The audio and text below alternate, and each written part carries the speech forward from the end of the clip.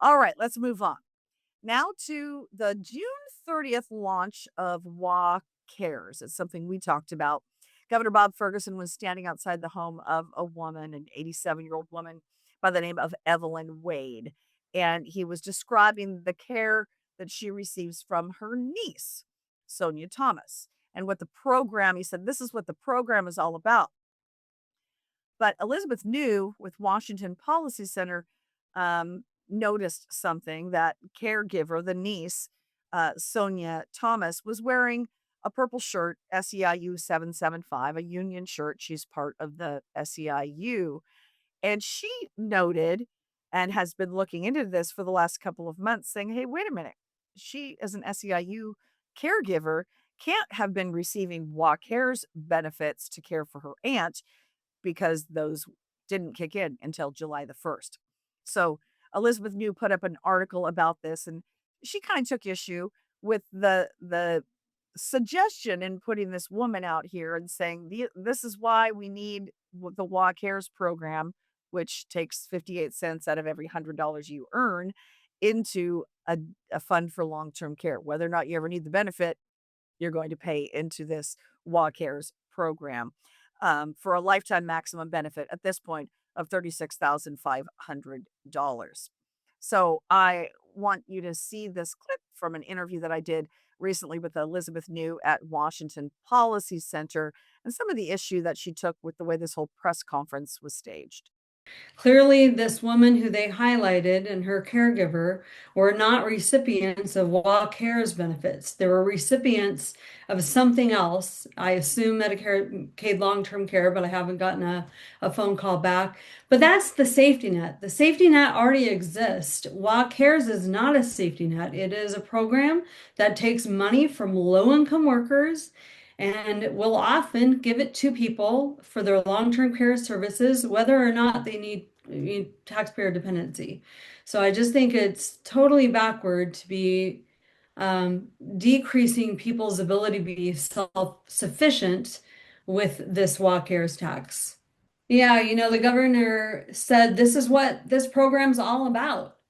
And that's not what it's all about. That's what Medicaid long-term care would be all about if that person was a Medicaid long-term care caregiver, which is allowed in under Medicaid rules.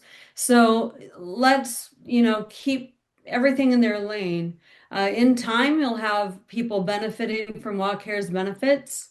That day of the press conference, there had not been a benefit paid out yet. But again, the point that I'm trying to make and have been trying to make for years is that if we wanted a lower Medicaid long-term care budget, we need to protect Medicaid long-term care as a safety net that it is. Right now, we don't protect it. It goes out to more people than it should. State recovery is not pursued in a meaningful way. And instead, they created a program that takes money from low-income workers today for needs they may or may not have and gives it to people with no need for taxpayer dependency. I think they missed the mark on this one. Now, we don't know if, in fact, Ms. Thompson's aunt, her Medicaid status is not something that's public, but we could assume that she's being paid, the niece caregiver is being paid through Medicaid and not WA Cares. So I did reach out to the governor's office, got nothing back on this, but SEIU did offer a response to me today via email. And so we'll put this up for you. This statement is from Adam Glickman, SEIU 775 Secretary Treasurer. He said, this is a made up issue.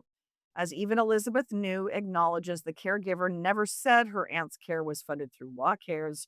She was clearly simply providing an example of the kind of care that WA Cares will provide, and that's entirely accurate.